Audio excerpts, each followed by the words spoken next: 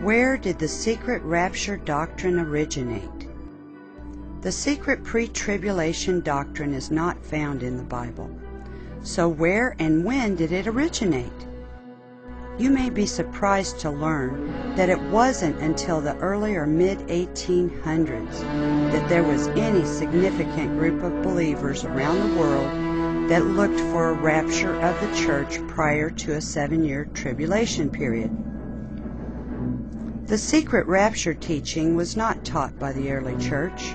It was not taught by the church of the first centuries. It was not taught by the reformers. It was not taught by anyone except a couple of Roman Catholic theologians until about the year 1830. Its origins.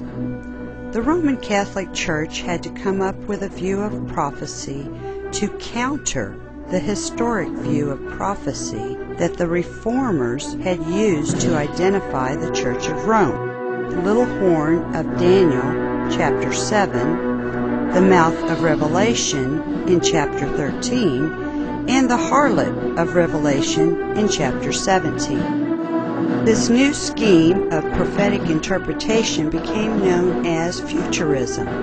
It was a Roman Catholic Jesuit priest named Ribera who, in the days of the Reformation, first taught that all the events in the book of Revelation were to take place literally during the 3.5 years reign of the Antichrist.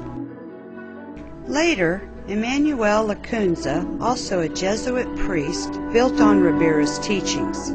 He spent much of his life writing a book titled The Coming of Messiah in Glory and Majesty. Lacunza, however, wrote under the pen name of Rabbi Ben Ezra, supposedly a learned Jew who had accepted Christ as his Savior. He did this so that the unsuspecting Protestants would accept his book, for the Protestant world then wanted nothing from a Jesuit. His book was published in 1812. Now enter the name of Edward Irving.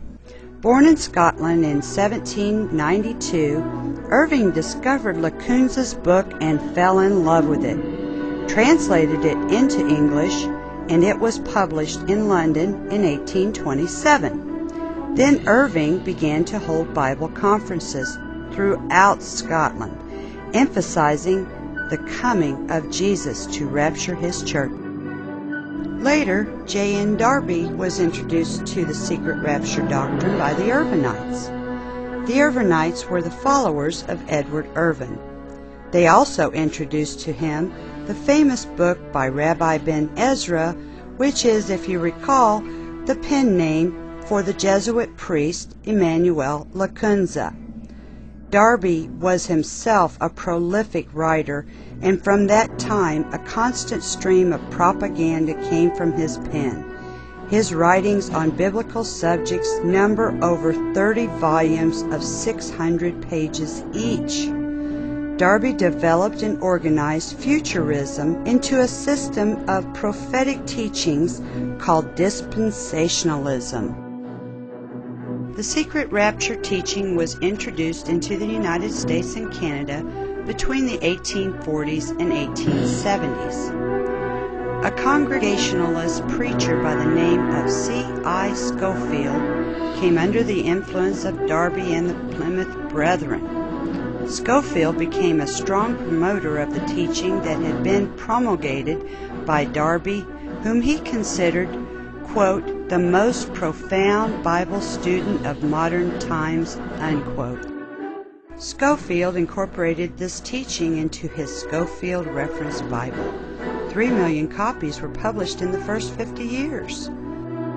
Through this Bible, Scofield shrewdly carried the teaching of the secret rapture into the very heart of evangelism. Many of your modern Baptist pastors rely heavily upon Scofield. There is one final link in the chain of development and spread of the rapture theory that should be mentioned in passing. Scofield and Darby influenced D.L. Moody. Moody was influential in the early Pentecostal movement. How, you may ask? The Assemblies of God are today by far the largest Pentecostal denomination in the world. In 1914, they ordered their Sunday school and study materials from the Moody Press.